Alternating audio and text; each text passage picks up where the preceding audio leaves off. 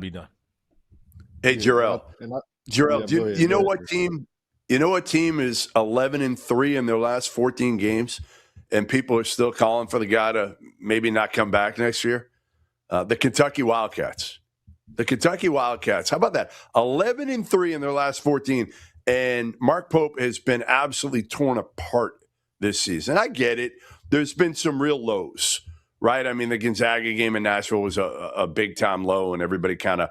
But I think now, you know, they've shortened the rotation by default. Like they've had no choice, right? They've had no choice with the injuries, and now they're playing like 9 dudes. And tonight, now Oklahoma's not very good defensively, so that's kind of nice medicine for Kentucky, being able to really run their offense, get out in transition, make some shots from 3. But they did that tonight. Like, I think their offense looked about as crisp as it has in weeks. And again, you can attribute some of it to Porter Moser's defense, but I think it's also like these guys getting in a little bit of a rhythm now, and it's not just Otega Owe. You know, Brandon Garrison was great tonight, finally, but Colin Chandler, to me, that was the befuddling one throughout the season when they just kind of benched him and his minutes were cut. Now he's got the minutes back, and to me, it aligns with the fact that they're playing better. Yeah, and I was gonna say the same thing. I was about to say Chandler has been a lot better over this last stretch of games, and sometimes it's like that. RC can speak to this sometimes, like because during the course of a season, especially when you're on a team like that, a lot of outside pressure, a lot of outside noise, people steady throwing the numbers around about how much they spent the NIL and the 20 million or whatever it was. It was just a lot going on, and kind of drawing that line, and they officially kind of know that, you know, Lowe isn't coming back this year. I'm not sure completely on the acquaintance thing, but you know, I mean, right now he's not available. I can't imagine. I can't imagine he's coming back at this point. Yeah, and sometimes that, you know, it's addition by subtraction. Sometimes these other guys now know, look, it's not a dude who's better than me or more talented in front of me. I'm going to play. I'm going to get my 15 minutes. I'm going to get my shots here.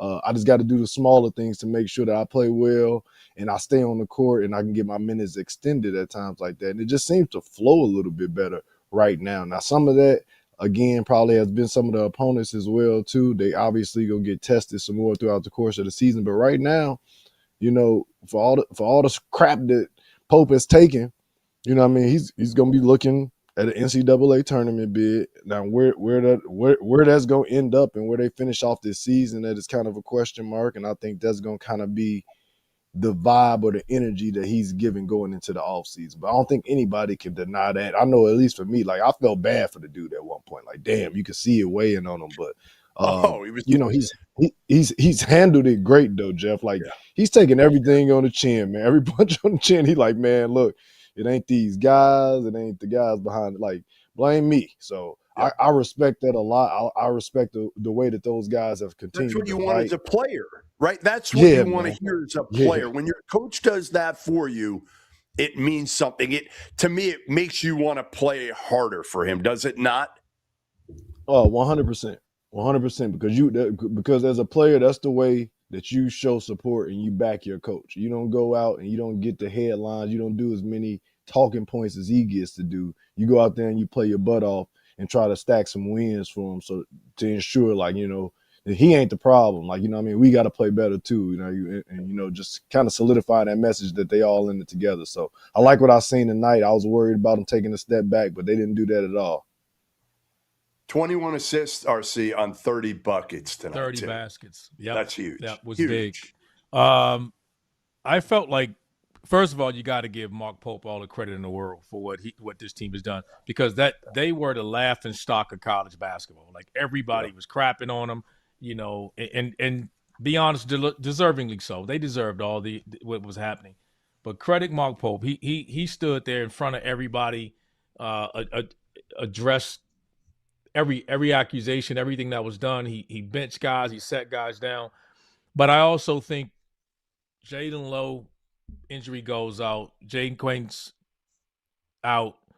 Now it's like I think it's Otega's Owe's team again, and I think that's where it's a start with him. This guy was the preseason SEC Player of the Year, and now the team is back here and the ball's back in his hands, and he's showing you what why he was picked preseason Player of the Year.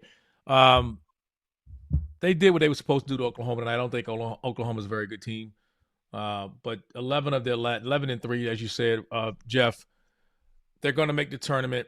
Very rarely does a team have so much pressure and expectation and then fail as miserable as they did early on, ever dig themselves out of it. And this Kentucky group is figuring a way to dig themselves out of it, man.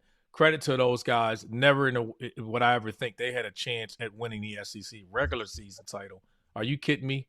I didn't think that they were close to doing anything like that, and they are into the discussion.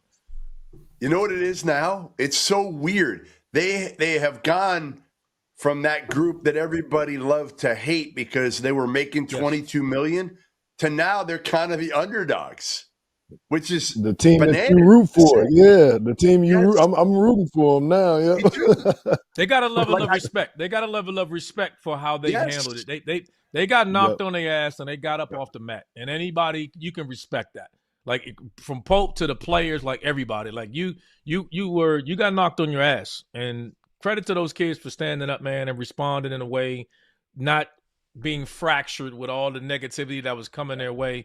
You know, it's almost as if they just took it on the chin and was just like, hey, it united this group and they responded to them. So credit to these guys, man. They deserve everybody that was crapping on them, give them their flowers now. I know they're still in the process of still figuring it out, but give them their flowers. Credit to the Wildcats, man. They took a stand and they count and they came out swinging.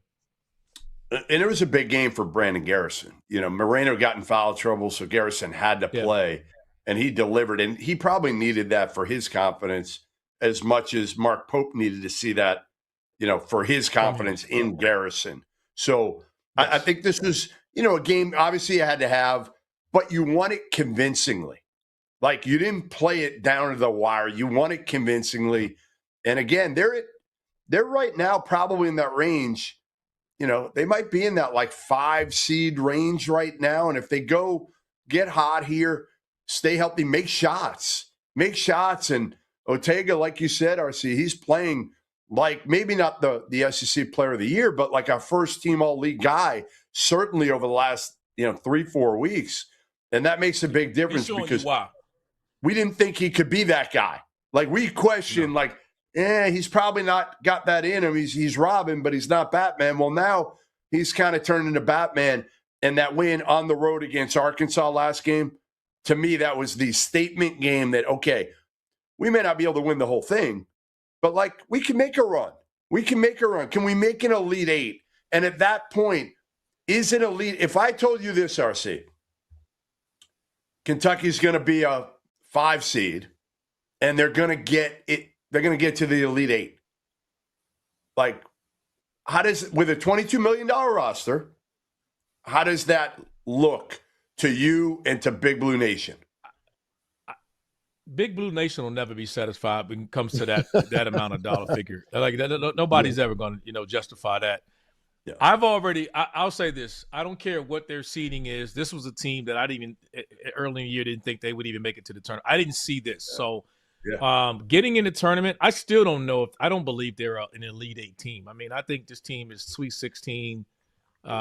Sweet 16 ish, get maybe at best, and then we'll see what happens. But whatever seeding they are, if they can win 2 games, congratulations to them. I wonder what would be different about all of that. I mean, the team, it's amazing how this team responds. And it's not over yet, right? This team still has more work to do. So they could make a run, right? If they win this regular season SEC, all of a sudden get into the SEC tournament and make some noise there, then I wouldn't limit them at a possible 5 seed. I think that everything's in front of this group. They have seemed to found something that just gelled this group together, man. And again, I won't put anything past them, but I still would like to see them play a little bit better against some better competition.